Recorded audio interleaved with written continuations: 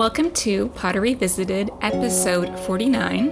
I'm Tori. And I'm Shay. And today we are jumping into chapter 12 of Prisoner of Azkaban, the Patronus. Or, as we like to call it, Wizard Lobotomy. So we open up the chapter with the falling out between Harry and Ron and Hermione. So Harry knows that Hermione meant well, but he's still angry, which I think is mature of him to know that, she did what she thought was right, but he's still, allowed to be angry about it, which he is. And him and Ron are just very concerned about the broomstick, which I'm not a sports person, so I cannot relate to this at all.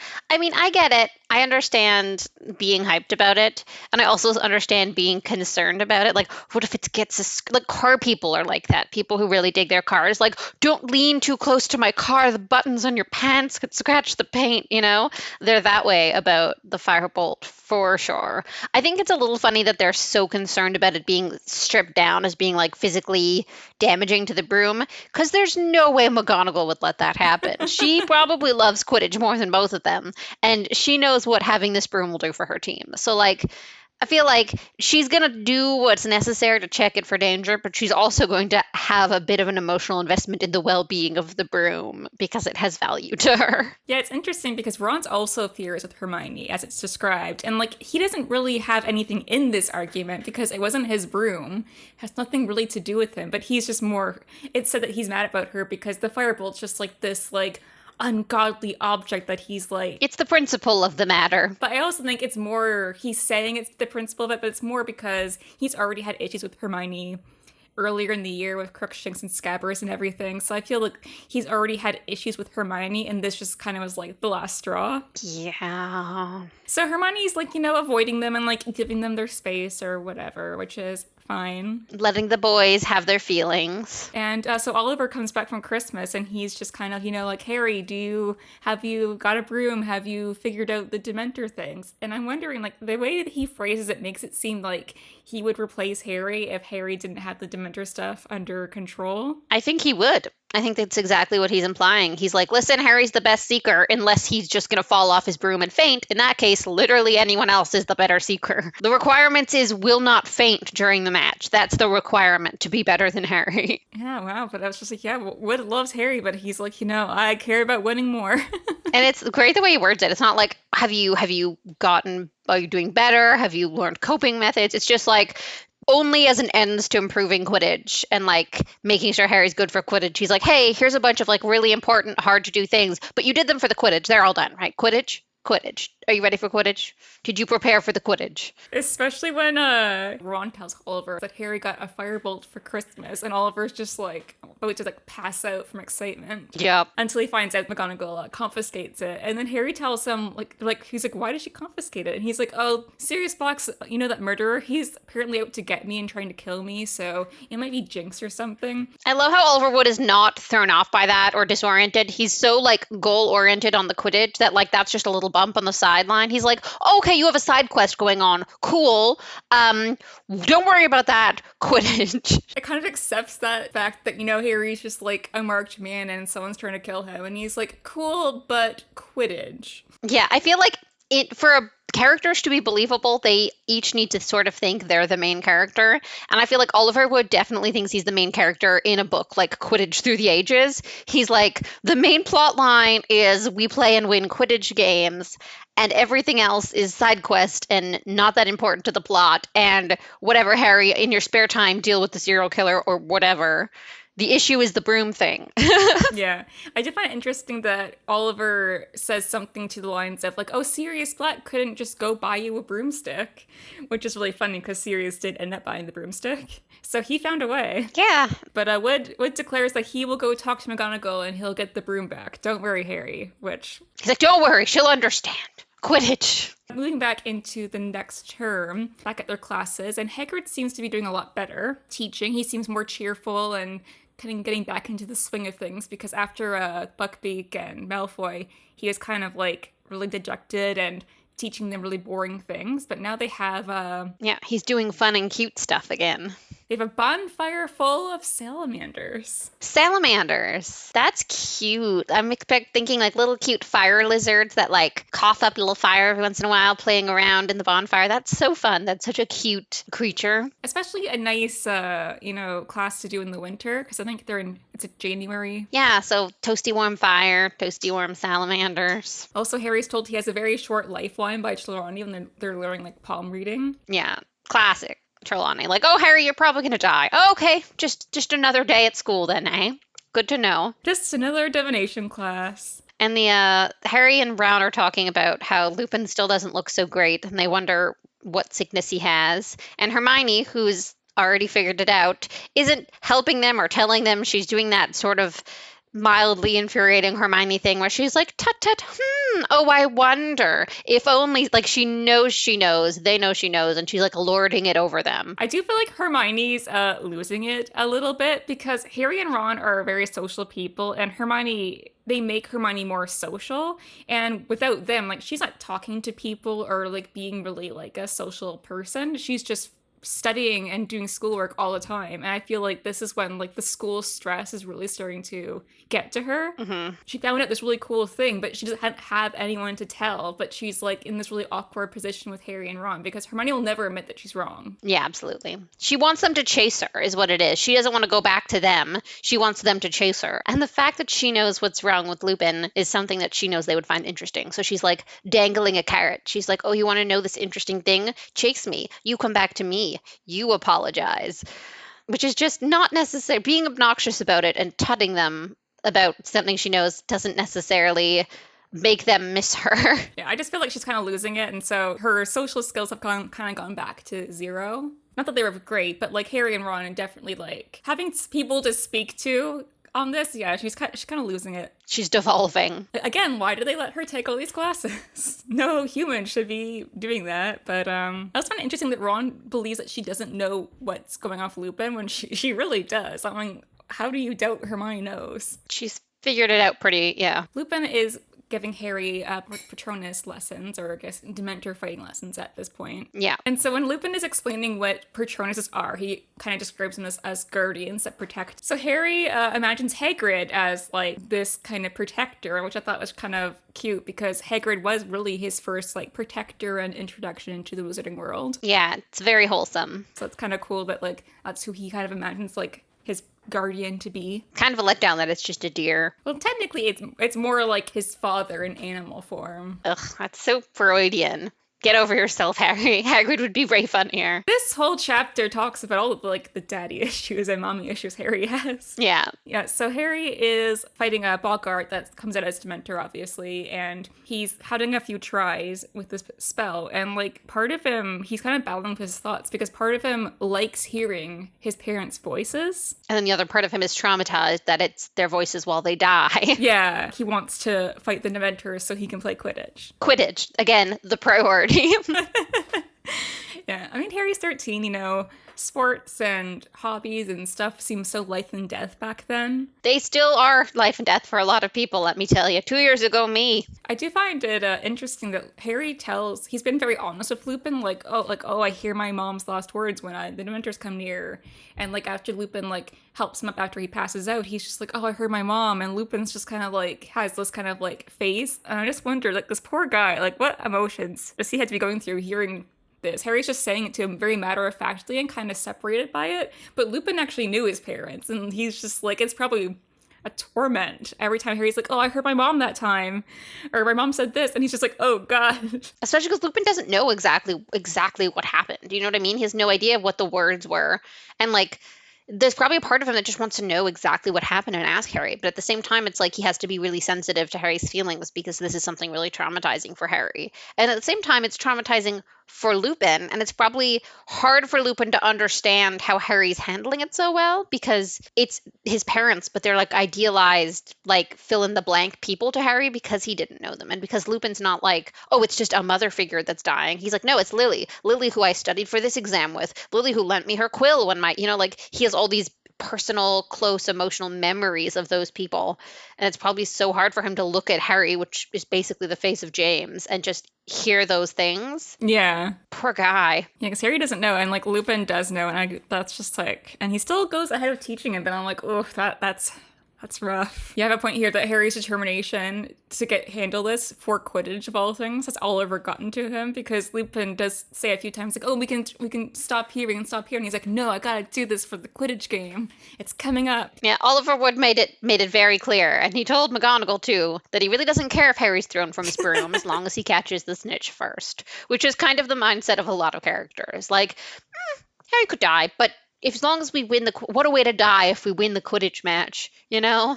To die with the snitch in his hand, glorious, worth it. So the one time when Harry's practicing his Patronus, he ends up passing out and he hears his dad's voice for the first time, and he wakes up with tears on his face, and he's just like, he has to like kind of have a private moment to like wipe his face and stuff. And I feel like it's really sad because this book, I think, really represents Harry's need to know his dad. I think as like a boy growing into a man and stuff, and like needing to know more about his dad and feel close and connected to his dad. It's a whole book about Harry's daddy issues and his substitute father figures. Mr. Weasley at the beginning kind of warning him about Sirius, him trying to help Hagrid while being mad at Hagrid, him learning to bond with Lupin, and then him with Sirius at the end. It's definitely just like Harry's entire search to see what kind of man he'll be by grasping into every form of father figure he can find. So I think this really shook Harry, but I think it also shook Lupin a lot. Oh, yeah. Because Lupin, at that point, said, you heard James, and Harry's kind of thrown off being like, how do you know? Like, what do you mean? And so Lupin does reveal that he knew James and they were friends at school. But Lupin kind of brushes it off, being like, oh, we were friends at school. And he says, we need to like stop now. Like, this is a bit too much. For me personally, emotionally, I need a break. And I do get like Lupin hearing her saying he hears Lily is one thing, but James, I feel like, really throws Lupin off because he's basically looking at a young version of James. Yeah. Poor Lupin. He's just also being like kind of traumatized through Harry. And I think it's hard because, like, first of all, Harry as a kid often probably forgets that, like, the adults have their own things going on as well, and they go through emotional things, and like they can just be sad too. Like, you forget sometimes that adults are emotionally vulnerable, and like because Harry doesn't know why it's such a sensitive topic for Lupin, it's got to be so many shades of almost lonely for Lupin to be in this moment and not be able to tell Harry the things he wants to tell Harry, and not be able to like express why he's going through this emotional journey. Like, Harry's just sort of like sitting there watching it happen to Lupin. Yeah. And isn't even able to help him because he doesn't know what he's going through. Because it's interesting that Remus finally opens up and says, oh, I knew James, we were friends at school. And usually that would segue Harry to be like, oh, you knew my dad, and like ask questions and stuff. But Lupin kind of like cuts it off, being like, oh yeah, we were friends at school. Also, segue, like we should end the lessons for now because like you've been like pretty emotionally tampered with. And then Harry's like, oh, and you also knew Sirius. And Lupin's like, ugh. Yeah, so yeah, Harry asks him, like, oh, if you knew my dad, you must knew Sirius Black. And first he's just like, what do you mean by that? Like, kind of offended. And he's like, oh, I knew him and my dad were friends. And then Lupin, like, really avoids these questions, being like, oh, I thought I knew him, but obviously I didn't. And just very, like, yeah. Gotta be really hard, though, because he's basically confronting all these, like, ghosts he's put behind him, being back at the school. Yeah. Back with Snape again. Seeing Harry, and it's just like all these things from his past that he's put behind him coming back, and he has to really confront them. Yeah. And it's also interesting that Harry, given an opportunity to like ask questions about who his father was, chooses to move on to ask about Sirius. Like, he's in such a headspace of vengeance that like he can't even just like he could have had a really good, nice conversation with Lupin just about what his dad was like. You know, did he play, like, tell me about how my dad was when he played Quidditch? What was my dad's favorite classes? You know, what did he do for fun? What kind of jokes did he tell? Like, he could have just gotten like a good sort of warm moment to revel in like the person his father was, because he has no idea. And instead, as soon as he realizes that he knew his father, he makes the Sirius connection and chooses to go in that direction. And it's such a like, it feels like a conscious moment where Harry like leans towards vengeance rather than love, you know? Yeah, it's still in his head. I think if before he found out the backstory, he probably would have asked about his dad, but now all he's thinking about is Sirius Black and vengeance and just, like, injustice of it all. Yeah. They end the class, and Harry has his chocolate, and he goes and sits in, like, a corridor for a moment, because he's very aware that he wants to hear his parents again, and hearing his dad and stuff, like, really did shake him, but he didn't really want to just showed that in front of Lupin, and he has to sit there and tell himself that his parents are dead and they're not coming back, and he can't hear them again, and he needs to like get over it. And While he's eating his free chocolate. I love that. so back at the common room, Ron is still actually pretty concerned about Hermione despite being angry with her. It's shown that Hermione's just like always in the common room in the back corner with a bunch of books and stuff spread out, and she's like working into like the middle of the night every day. And Ron's still, he's worried about her, I guess, for the workload, but he's also concerned like how she's getting to all her classes, because he notes that, like, she's in this class with us, but then I heard that she's always in this class at the same time, and like, how is she doing it? I don't understand. That's not possible. How is she doing it? Yeah, it's like some of the other stuff has died down a bit for Ron, and so this is his new like hyperfixation. It's like, how is Hermione doing it? Because it feels like they kind of always need to have something they're hyperfixated on or working towards or investigating, and like the other investigations are in like a lull. So he's like reoriented himself, and he's like back on this train about what is up with Hermione. I think it shows that they all kind of have like, they all care about each other really deeply, and despite being angry with each other, like they can still kind of be like, I still care about you and your well-being and like your feelings and stuff, despite being angry at you for something. Yeah. So Ron's still like kind of concerned about her, kind of like still also kind of like not worried, but like just wondering how she does it. Yeah, he's concerned because he does have empathy, even though he's mad at her, but he's also just curious because Gryffindor. Like, he's just like, I don't know, and I want to know.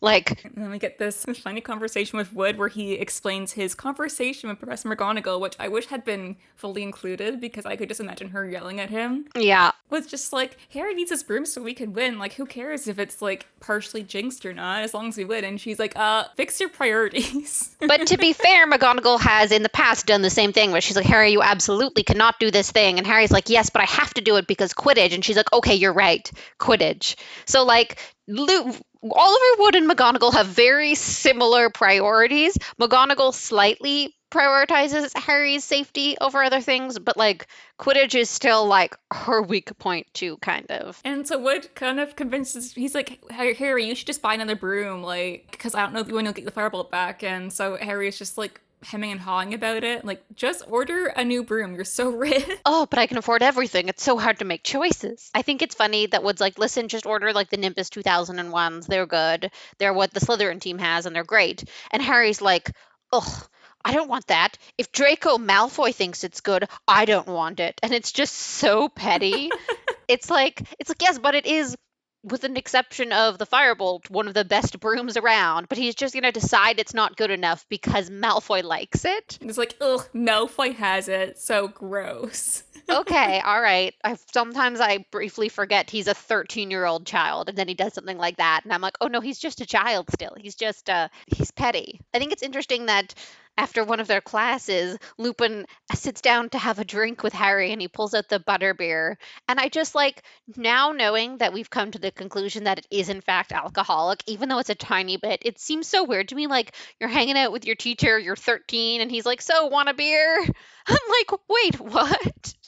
That's so inappropriate. I think it's got to be like a UK thing, but it feels so weird and like inappropriate to me. And I'm like, maybe if Harry was like, yeah, in our culture, it'd be very weird.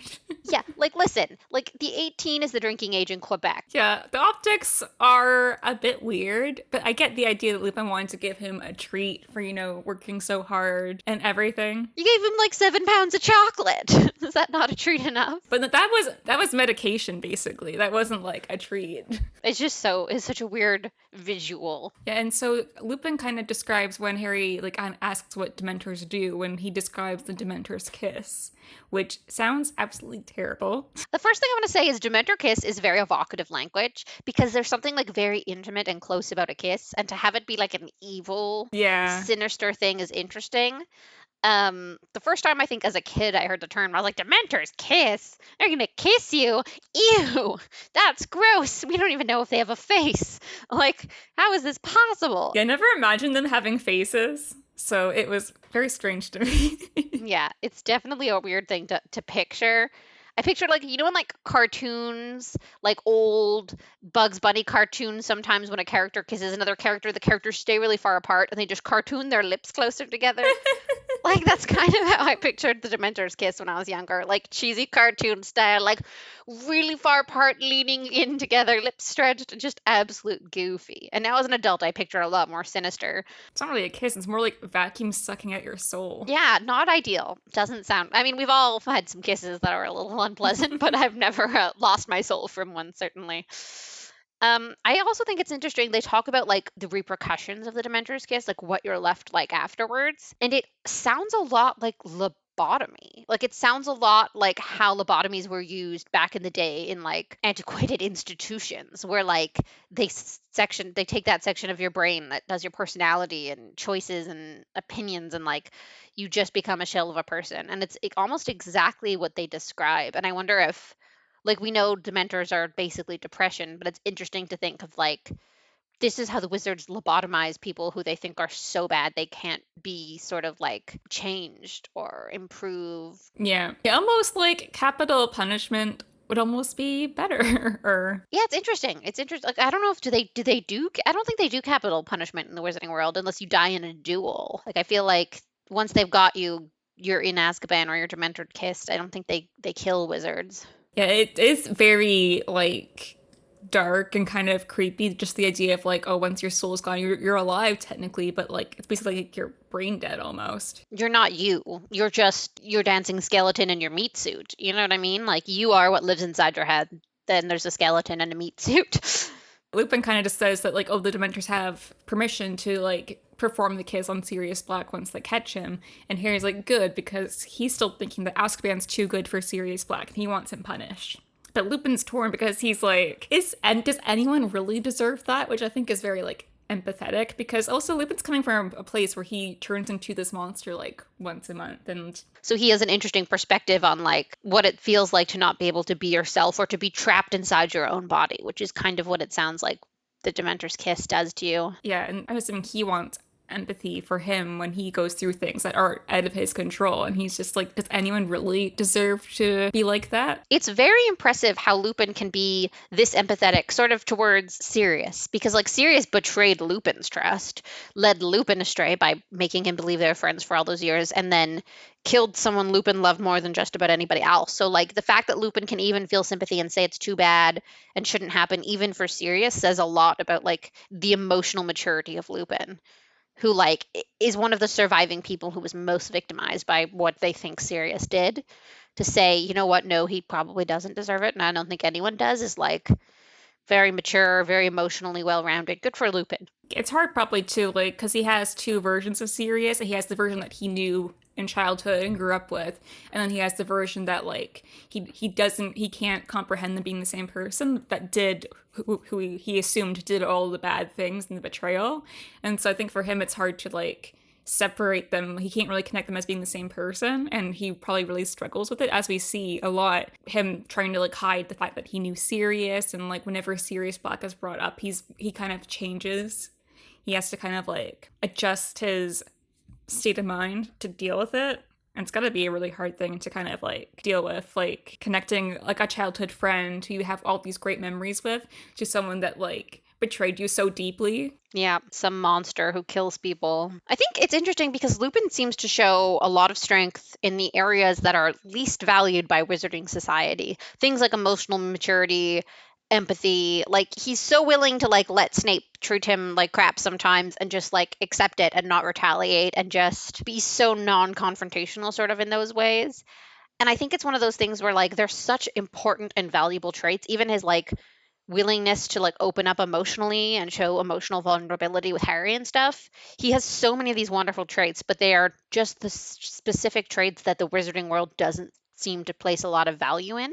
So it's kind of like that's one of the reasons why no one seems to see Lupin as powerful or as important or as significant in society, not just because he's a werewolf and he's shabby clothes, but because what he offers and the areas he excels in are like super undervalued in this society. And it's kind of sad because like the things Lupin offers are actually the things that like people like Harry need. Yeah, I feel like Lupin's one of the most level-headed and more sensitive characters in the series, which is why it's so kind of like off-putting in Deathly Hallows, where he kind of like completely 180s and like wants to abandon his wife and kid. Yeah. Because he's scared. And so that's why kind of like it shows Harry just seeing this person that he knows is very level-headed, like empathetic, mature, and sensitive completely change. He's like, this is not right. So Harry leaves Dementor class after that kind of like pretty deep discussion about just kind of like life and death and everything in between. And poor Neville has made a list of all the passwords that Sir Cadogan has made, because he changes them like what, twice a day or something, which I mean, I'd probably be in Neville's boots too, like two passwords a day, and he changes them like whatever. So Neville was thinking ahead. As someone who works in computers and in a computer related field, there's a lot that goes into security. And there's an extent to which you should change your passwords with a certain degree of frequency to be safe. But there's also a certain degree where if you change them too much, they're going to be hard for people to remember. And it leads to things like people having to write them down when they should. I also kind of think, like, especially given the amped up level of security, they shouldn't just have a verbal password and it be something someone can write down, because that to me seems like a security risk, especially given that they've had incidences in the Gryffindor common room recently. They should have more than just one verbally repeated password that anyone can overhear or write down to get in right now. But in the case of someone like Neville, who's sort of like proven himself to have a bit of an issue, I think they should at least add some version of like a biometrics, like fingerprint scan, retinal scan, something like that. For students who are going to forget the password, but also just as a second layer. So like obviously you could polyjuice potion yourself to look like some Gryffindor student to break in, but you'd also have to know the password and you'd have to have made the polyjuice potion. So like it feels like that's a pretty, especially in the magic world, we don't have to like invent a machine to do it. You could just hocus pocus it to know students' fingerprints or something. I feel like they should really be increasing the levels of security to get into this common room. Yeah. It should at least be 2-factor identification. It is 1-factor identification, and they know students are writing that down. Like, I feel like Neville is trying to do the right thing because he already has trouble remembering the normal passwords, and now that they change all the time, he'd have to like wait around for someone else to help him get in because he never remembers it. And so he's trying to be like kind of proactive and be like, okay, so I'm gonna write down the passwords. So, but it's such a security risk. You should never write down your. Ugh. It kind of seems like people should be aware that Neville, like he's struggled with passwords and forgetting them all the time now.